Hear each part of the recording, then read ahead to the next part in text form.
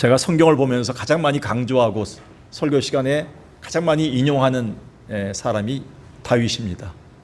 왜냐하면 신학자 또는 목회자로서 성경을 연구했던 사람들의 공통된 특징이 인생의 영적 추수를 가장 잘한 사람은 다윗이다 이렇게 얘기합니다.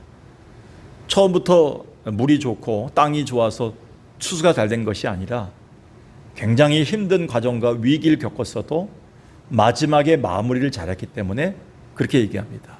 그래서 다윗은 영적으로 또 육적으로 자기 인생에 있어서의 모든 심적으로 인생의 추수, 인생의 농사, 그리고 인생의 마무리를 잘한 사람이다. 제가 늘 강조하지만 가장 아름다운 이력서 한 줄을 하나님께 받은 사람이 바로 다윗이다. 그래서 다윗은 사도행전 13장 22절에 내가 다윗을 만나니 내 마음에 합한 사람이다. 그 다음이 중요하죠. 그래서 내 뜻을 다윗을 통해서 다 이루었다 이렇게 얘기합니다. 굉장히 중요한 얘기죠. 그러니까 한 줄에 이렇게 이력서가 쓰여진다면 하나님이 나에게 뭐라고 써줄까? 석광교회 권사 1970 몇 년에 태어나서 1980 몇 년에 권사 1990 이렇게 쓸까요? 하나님은 단 한 줄 써줄 겁니다. 아무개 권사, 아무개 장로, 아무개 목사. 그는 내 마음에 어떤 사람이었다. 그는 이렇게 마무리 졌다라고 한 줄로 써주실 때 가장 아름다운 인생의 추수와 마무리했던 사람은 다윗입니다. 그래서 많은 학자들의 생각이 구구하지만 이 시편이 맨 마지막 부분에 기록된 걸 보니까 다윗의 인생에 있어서 황혼 무렵에 쓴 시다라고 얘기합니다. 그래서 이 시는 인생의 마지막에 하나님을 바라보면서 썼던 몇 가지 시 중에 하나인가. 그래서 성전에 올라가면서 부르는 찬양 속에 이것이 영광스럽게 기록되어 있습니다. 저는 그래서 이걸 보면서 수요 예배를 통해 우리가 지난 6개월을 이제 상반기를 이제 맞추는 마지막 주간을 이제 시작하게 됐군요. 벌써 6개월이 지났어요. 제가 가장 좋아하는 게 봄이거든요. 근데 파릇파릇한 게 그리고 벚꽃이 나오는 게 좋았어요. 그리고 이렇게 터져 나오는 움들이 좋았어요. 그런데 이제 점점 푸르게 하다가 이제는 조금 있으면 가을이 옵니다. 근데 이제 푸름을 더하는 7월 달을 우리가 맞은 상반기를 마무리하게 됩니다. 벌써 6개월이 지났나? 굉장히 빨리 지나갑니다. 우리 딸내미가 결혼하기 전에 빨리 시간이 지났으면 좋겠다. 빨리 어른이 됐으면 좋겠다. 그때 내가 철딱선이 없는 나이. 우리는 하루하루 지나는 것이 어쩌면 빨리 안 가고 싶은, 붙잡고 싶은데 아이들은 빨리 어른이 되고 싶다. 이렇게. 근데 이 다윗도 그러겠죠. 다윗은 근데 인생의 마지막 마무리를 잘했기 때문에 인생의 승리한 사람이다라고 성경이 기록합니다. 그래서 인생의 승리한 자의 고백을 우리는 볼 필요성이 있어요. 자, 1절에 보니까요. 이렇게 써 있습니다. 이렇게 1절에 여호와여 내 마음이 교만하지 아니하고 내 눈이 오만하지 아니하며. 교만과 오만은 거의 차이가 없습니다. 근데 이걸 시편을 우리 여러분 아시다시피 시를 쓰다 보면 이렇게 반복적 대구법이 나옵니다. 강조법이죠. 내가 오늘 마음이 편치 않고 내가 마음이 무겁다는 게 똑같은 마음이라는 거예요. 그러니까 반복적인 내 마음이 교만하지 않겠다. 여호와여 이제는 내 마음이 오만하지 않겠다. 어떤 사람은 교만은 자기 자신을 향한 높은 마음이라고, 오만은 다른 사람들을 향한 나의 높은 마음이다 이렇게 얘기하는데 꼭 그렇게 나눌 필요성이 없습니다. 시편 기자는 다윗은 10년 동안 무려 10년 동안 사울 왕을 피해서 동굴 속으로 사막을 헤맸던 사람입니다. 얼마나 힘들었겠습니까? 군대 3년 가는 것도 옛날에 33개월 갔는데 너무 힘들더라고요. 그래서 옛날 우리 삼촌한테 물어보니까 3년 6개월을 갔다 왔대. 3개월 줄어든 것도 힘든데 지금 18개월 군대 가는 애들이 너무 힘들다라는 거예요. 가소롭구나. 어떤 사람은 참으로 월남전까지 갔다 와서 나한테 자랑을 하셨어요. 그런데 10년 동안이나 사울왕의 핍박을 피해서 동굴로 전전했던 사람이 다윗입니다. 그리고 왕이 돼서 복귀한 다음에도 아들이 아들 이름이 뭡니까? 아들이 아주 그냥 나쁜 이름이에요. 압살롬이에요. 뭐예요? 무슨 이름이에요? 압살롬. 이 아들 압살롬이가 아버지를 죽이려고 왕권을 찬탈해요. 군사들을 동원해서 아주 그냥 샅샅이 뒤져가면서 아버지를 죽이려고 또 광야로 내몹니다. 이것을 끝났습니까? 측근 중에 측근이었던 시므이가 저주합니다.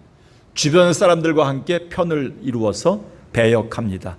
인간적인 수모와 시련을 다 겪었던 사람은 다윗이에요.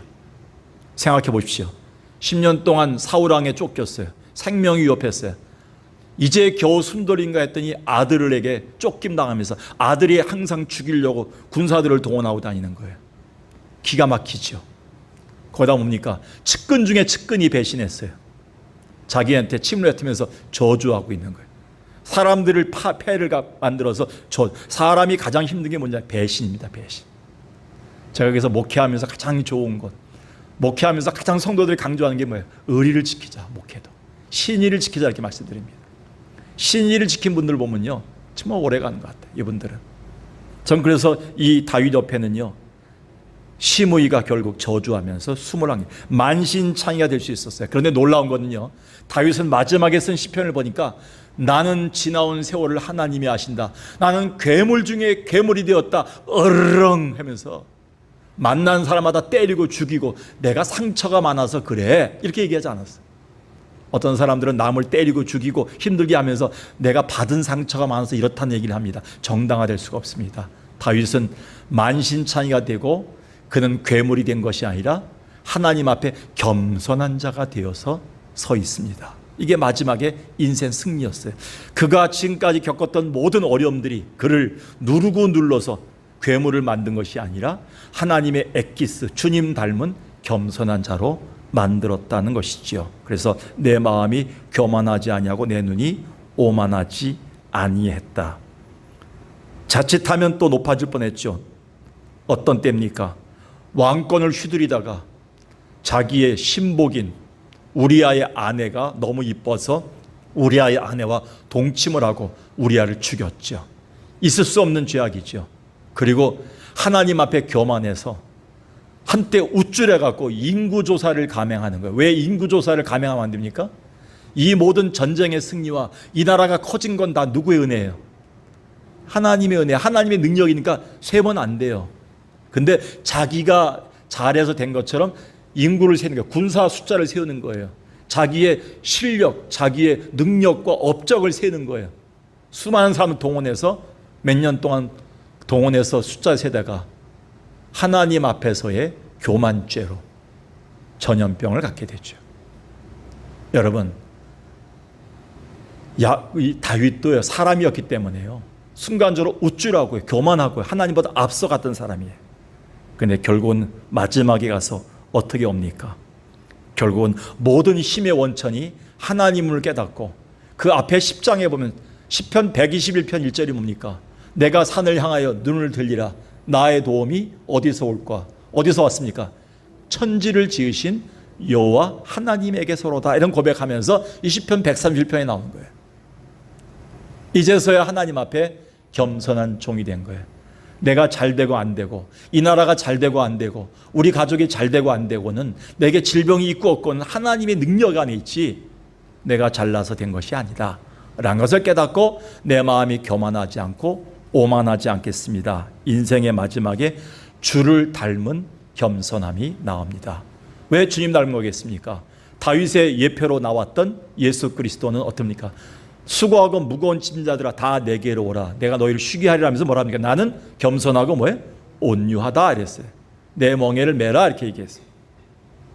이솝 우화에 보면 안타까운 그 장면이 많이 나와요. 그 중에 하나가 평소 향기로운 뿔을 자랑하는 사슴이 뛰어다니면서 이 뿔 때문에 내가 아름답다고 뿔 때문에 성공했다고 자랑을 합니다. 근데 어느 날 사슴의 총소리를 듣고 도망가다가 그는 뿔이 나뭇가지에 걸려서 죽으면서 이런 얘기를 합니다. 많은 동물들이 그걸 보면서 쯧쯧하면서 쳐다보고 있는데 아 내가 그동안 자랑했던 뿔이 나를 결국 죽게 만들었구나 하면서 죽습니다. 이솝이 이 우화를 만들면서 인간의 교만함을 지적하고 있는 것이죠. 여러분 여러분에게는 혹시 오해가 될지 모르지만 나이가 들면서 점점 자랑할 거리가 생길 수 있습니다. 그런데 제가 볼 때는 그렇지 못한 가정이 더 많아요. 우리가 자랑하는 내용들은 한 집 건너보면 그렇지 못한 가정이 많다는 것입니다. 우리는 많이 조심해야 됩니다. 우리는 자랑할 거는 죽을 날까지 예수님만 자랑해야 돼요. 우리 아들을 통해 역사하신, 딸을 통해 역사하신 하나님만 자랑해야 돼요. 그럴 때 우리는 인생의 아름다운 승리를 할 수가 있어요. 잠언 16장 18절 읽지 않아도 알지요. 교만은 뭐예요? 뭐의 선봉이라 했어요? 패만의 선봉이에요. 패망의 선봉이다. 거만한 마음은 넘어짐의 앞잡이다 했어요. 그 반대는 뭘까요? 겸손한 자에게 하나님은 은혜를 주신다고 야고보는 우리에게 말씀하고 있습니다. 야고보 마찬가지로 다윗은 말년에 하나님의 은혜를 깨닫고 그때 고백합니다. 내 마음이 교만하지 않고 내 마음이 오만하지 않겠습니다. 이걸 하나님이 그렇게 기뻐하신 거예요. 이 고백을. 여러분 매일 안 때마다 우리는 저 권사님에 비해, 저 집사님에 비해서 내가 괜찮지 않는가 생각하지 마시고요. 내 마음이 오늘도 교만하지 않겠습니다. 좋은 일이 생겼을 때, 자식들에게 좋은 소식이 왔을 때, 갑자기 내가 뭔가를 얻었을 때, 남보다 뛰어났을 때 우리는 그때 이렇게 기도해야 됩니다. 하나님, 오늘도 내 마음이 교만하지 않겠습니다. 오늘도 내 마음이 오만하지 않겠습니다. 라는 말을 해야 됩니다. 우리는 그런 자세에서 주님은 인생의 아름다운 성공을 거두게 합니다. 두 번째는요, 탐욕을 이긴 마무리가 있었습니다. 그 인생의 마지막은 삶의 욕심을 이겨내는 모습을 보여줍니다. 다시 한번 1절을 보겠습니다. 한번 읽어볼까요? 시작. 여호와여, 내 마음이 교만치 아니하고 내 눈이 높지 아니하며 내가 큰 일과 미치지 못할 기이한 일을 힘쓰지 아니하나이다. 여러분, 다윗이 깨달은 게 뭐냐면 왕권이 있으니까, 일이 잘 되니까, 자기가 아멘 할렐루야 하고 나가면 다 모든 게 이루어지니까, 기도가 잘 성취되니까 뭐예요?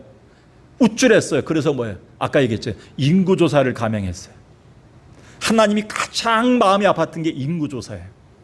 뭐냐면 자기의 힘을 자랑하고 자기의 권력을 세기 시작한 거예요. 얼마나 많이 내가 권력이 많은가.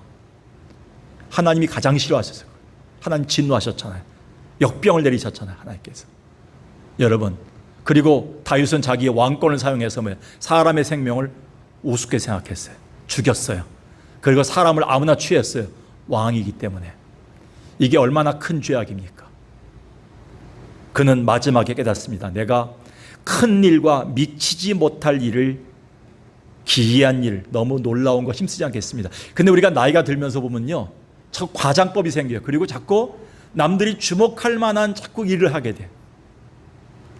남들이 볼 때 주목할 만한, 남들이 볼 때 박수 칠 만한, 뭔가 이렇게 사람들이 지켜볼 만한 것들을 자꾸 하고 싶어 해요. 욕심이 있죠. 우리가 조심해야 됩니다. 다윗은 하나님을 바라볼 때마다 그걸 깨달았고, 하나님, 제가 큰 일, great thing, 그리고 미치지 못할 일, 인간의 힘으로는 감당하지 못할 일, 나중에 와서 주여 왜 이럽니까? 그렇게 하지 말라는 거예요. 그리고 뭡니까? 기이한 일, wonderful thing. 많은 사람들이 볼 때, 야, 놀랍다, 너무 놀랍다, 너 어떻게 그렇게 그레이트하냐, 대단하다, 이렇게 이런 말 듣는 거 하지 말라는 거예요. 다윗은 그걸 깨닫고 나중에 뭐냐면 하나님이 주어진 그 테두리 내에서, 하나님이 내게 주신 능력 안에서 사는 것을 죽으면서, 이렇게 아까 300장을 우리 목사님이 그걸 정해서 내가 어떤 찬양을 부르냐니까, 오늘 김인자 집사님이 3일 동안 연습했던 곡이 300장이에요. 300장이 뭐냐면 내 은혜가 내게 족하다. 이게 우연하게 고른 것 같지 않아요? 이 찬양을 내가 보면서, 아, 다윗은 자기 인생의 마지막에 뭐예요? 내 은혜가 내게 족하다 했어요. 그게 마지막 고백이었어요. 근데 다윗은 그래서 시편 62편에 나의 영혼아 잠잠히 누구만 바라라 했어요? 하나님만 바라라. 나의 구원이, 나의 소망이 뭐예요? 그로부터 나는도다. 그걸 깨달았어요. 나의 반석이시여, 나의 구원이시여, 나의 요새이시여, 내가 하나님 때문에 흔들리지 아닙니다. 이 고백을 했어요. 그래서 바울은 로마서 12장 3절에서 이렇게 얘기합니다. 사람이 마땅히 생각할 그 이상의 생각을 품지 않고 오직 하나님께서 각 사람에게 나눠주신 믿음의 분량대로 지혜롭게 생각하라. 이걸 제가 옛날에 설교했던 기억이 나네요. 분수대로 하라. 하나님이 우리 가정에 주신 분수가 있어요. 하나님이 내 마음에 주신 분수가 있어요. 어떤 사람은 1달란트예요. 어떤 사람은 2달란트예요. 어떤 사람은 5달란트. 이게 누가 주신 거예요? 하나님이 그 사람에 맞게 지식과 환경과 자녀와 재산과 역사에 맞게끔 그 사람의 역량과 건강에 맞게끔 나눠준 게 달란트예요. 근데 우리는 뭐야? 1달란트 받았던 적은 처음부터 입이 이만큼 나와 있어요. 왜 나는 집사만 해야 되나? 왜 나는 이렇게 우리 집은 이런 데서만 살아야 되나? 그러면 하나님을 부정하는 거예요. 하나님이 어련히 해주셨다. 그게 믿음이죠. 그래서 바울은 로마 교인들을 향해서 마땅히 생각할 그 이상의 분량을 생각하지 않는 게 믿음이다 이렇게 했어요. 그게 어디 나온 거예요? 너희가 뭐해? 하나님을 본받는 자가 되고 날마다 성령으로 새롭게 되는 자가 되라. 이 세상을 본받지 말고 주님을 본받는 자가 되라 하면서 나온 성경이에요. 그게 뭐냐면 하나님의 생각대로만 살아라. 하나님의 분량대로 살아라. 이거를 다윗이 깨달은 거예요. 다윗이 깨닫고 뭐예요? 그때 하나님, 내가 내 주는 나의 목자 되시니 내가 뭐예요? 부족함이 없습니다 라는 말이 나온 거예요. 여러분, 이 성경을 아무리 외워도 우리는 지금 마음에 와닿지 않은데 어느 날 깨닫는 날이 있어요. 우리가 주님 나라 가기 전까지 어느 날 갑자기 기도하다가 다윗이 고백했던 거, 여호와는 나의 목자시니 내가 부족함이 없어 살았습니다 라는 말이 나올 때가 있을 거예요. 그때가 인생의 성공의 때. 근데 우리는 항상 부족해. 우리 가정은 아무것도 없어. 가진 게 없어. 우리 남편을 보면 있는 게 없어. 우리 자식들 보면 남들보다 더 공부를 못해. 하는 게 없어. 나한테 해주는 게 없어. 부모한테 하는 게 뭐가 있어. 교회에 하는 게 뭐가 있어. 담임 목사가 볼 때도 저 집사님은 저 아무리 권사님은 하는 게 없어 이럴 수 있어요. 그건 내 생각이에요. 우리의 생각이에요. 짧은 생각. 하나님의 생각은 다르다는 거예요. 하나님은 우리에게 분량대로 주셨다는 거예요. 분량대로 섬기는 거예요. 어떤 사람은 청소부로, 어떤 사람은 대통령으로, 어떤 사람은 교환원으로, 어떤 사람은 우주과학자로, 어떤 사람은 학교에서 참으로 관리하는 일로 하나님은 각각의 주신 분량대로 거기서 하나님께 인생의 추수를 아름답게 하게 하셨다는 겁니다. 우리 하나님의 주권을 고민해야 됩니다. 그래서 다윗은 우리 가운데 마지막 고백을 합니다. 마지막에 인생의 추수에 성공한 사람, 인생의 마무리 성공한 사람의 마지막 고백이 나온 게 3절이에요. 한번 3절 보겠습니다. 짧은 3절이죠. 이스라엘아 지금부터 영원까지 뭐예요? 여호와를 바랄지어다. 이게 어디서 나온 겁니까?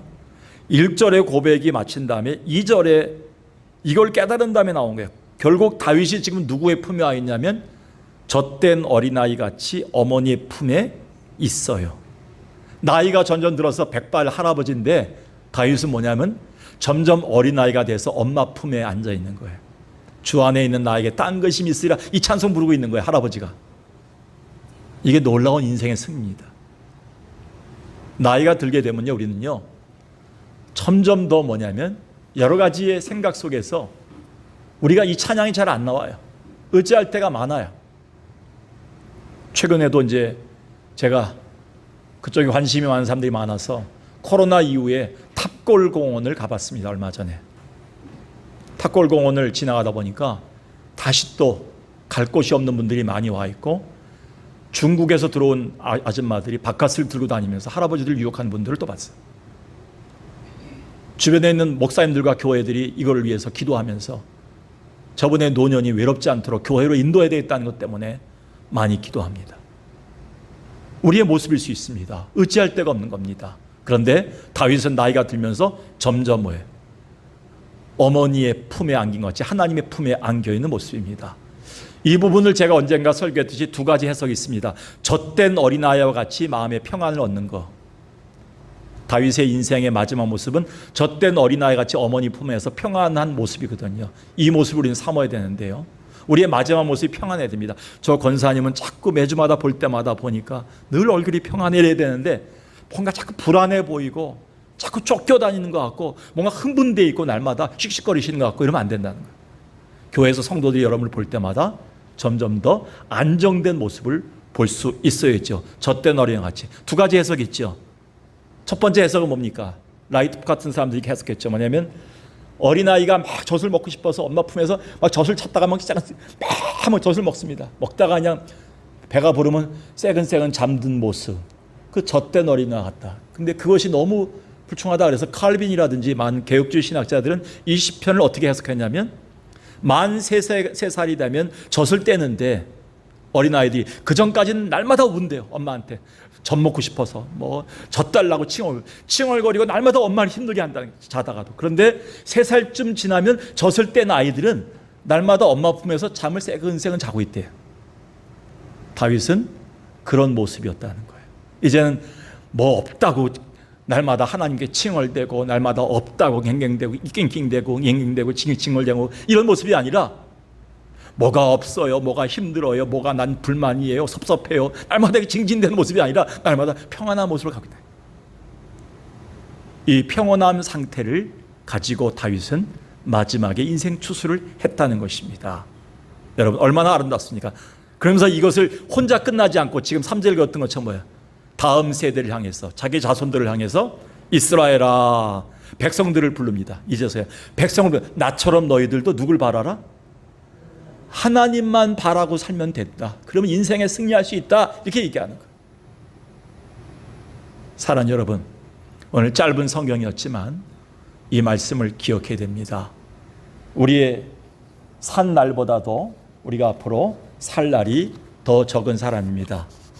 우리 여기 3사람 빼놓고는 다 산 날을 볼 때 더 길어요. 우리가 하나님 앞에서 정말 우리가 이 날을 어떻게 보낼까요? 다윗이 인생에 승리했던 마지막 고백 3가지를 기억하십시오. 하나님 오늘도 내 마음이 교만하지 않고 오만하지 않겠습니다. 하나님 내가 큰 일과 감당하지 못할 일을 자꾸 하다가 상처받고 힘들고 자꾸 무너지지 않겠습니다. 하나님 오늘도 젖된 어린아이와 같이 하나님 품 안에서 평안한 삶을 살겠습니다. 이 고백이 여러분의 마지막 고백까지 이어지길 주의 이름으로 간절히 축원합니다.